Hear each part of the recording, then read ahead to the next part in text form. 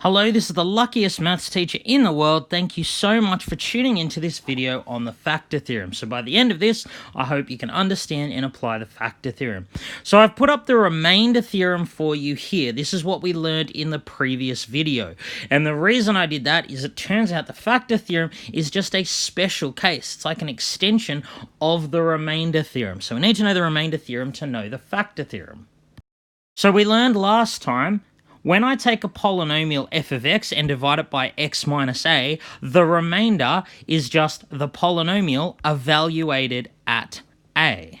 So what does this have to do with factors? So let's just look at numbers, for example.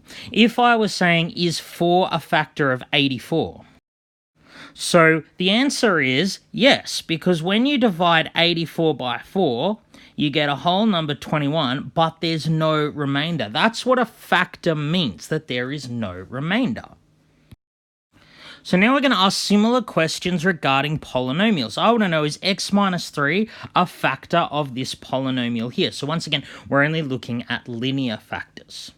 So as I just told you, this will be a factor if, when I divide this by this, the remainder is 0. So let's use the remainder theorem.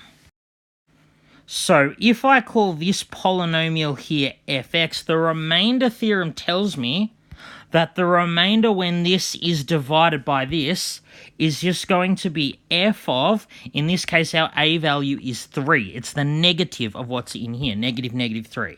So if I substitute 3 into this, I end up getting this.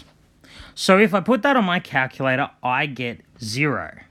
F of 3 is 0. So that means when I divide this by this, the remainder is 0. And that means that x minus 3 is a factor. So what that means is I will be able to find a polynomial that I can multiply by x minus 3 to get my original cubic fx. So you can see this is just applying the remainder theorem. So let's write an actual sentence to describe the factor theorem. So this is basically just what I said. X minus a is a factor of a polynomial fx if and only if, when you substitute a into the polynomial, you get 0. In other words, it's a factor if and only if there is no remainder. So the factor theorem gives us a very quick way, by a simple substitution, we can check whether or not a linear polynomial is a factor. So we can actually use this to factorize polynomials, which I'll show you on the next slide. So we're going to apply what we know about the factor theorem to help us factorize here a cubic. We've never factorized a cubic before. So we're going to keep these tips in mind. The first one says a polynomial of degree n will have up to n linear factors. So because this is a degree 3 polynomial, ideally I want to be able to write it as 3 linear factors multiplied together.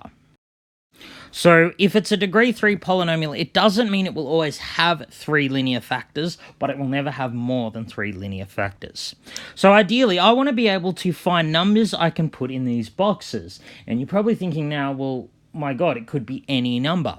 But actually, the rational root theorem says we only need to check integer factors, positive and negative, of the constant term. So the constant term here is 6.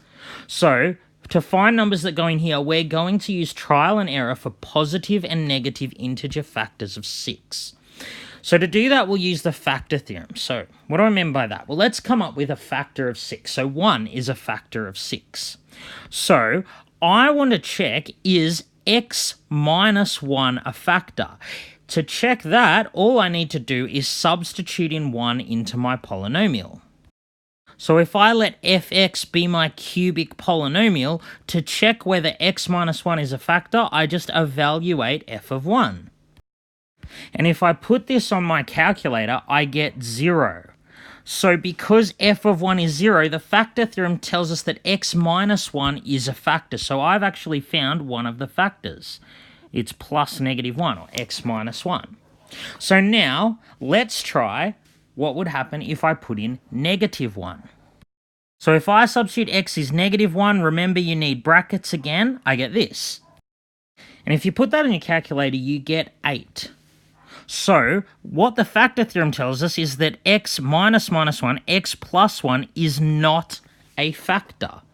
So I need to find 2 more factors. I'm just going to try other factors, integer factors of 6.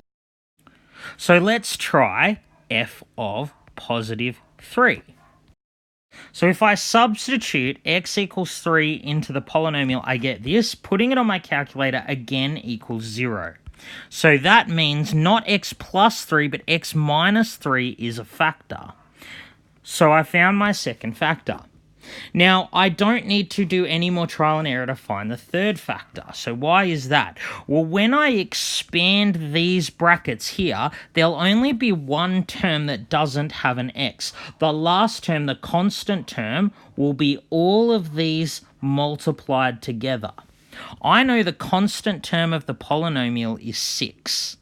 Minus 1 times minus 3 is positive 3. The last number must be positive 2 because these 3 numbers must multiply to 6. When I expand them, there'll only be one term without x's, and it will be minus 1 times minus 3 times positive 2. So I am done. I have factorized this polynomial. So this is really useful in solving polynomial equations. What if I was asked to solve this equation? So this is a hard equation to solve. We haven't gone through how to solve cubics. But what I can do is I can factorize it, which I just did, and write it like this. So this is where the factor theorem helped me come up with this factorization. So I learned that this polynomial is equal to this. So now to solve it, I can just use the null factor law. So either the first bracket equals 0, which gives us x equals 1, the second bracket equals 0, which gives us x equals 3, or the third bracket equals 0, which is x is minus 2. These are the 3 solutions to this equation, and we got them by factorizing, and we needed the factor theorem to do that. All right, thanks so much for tuning in. This has been the luckiest maths teacher in the world. Have a great day.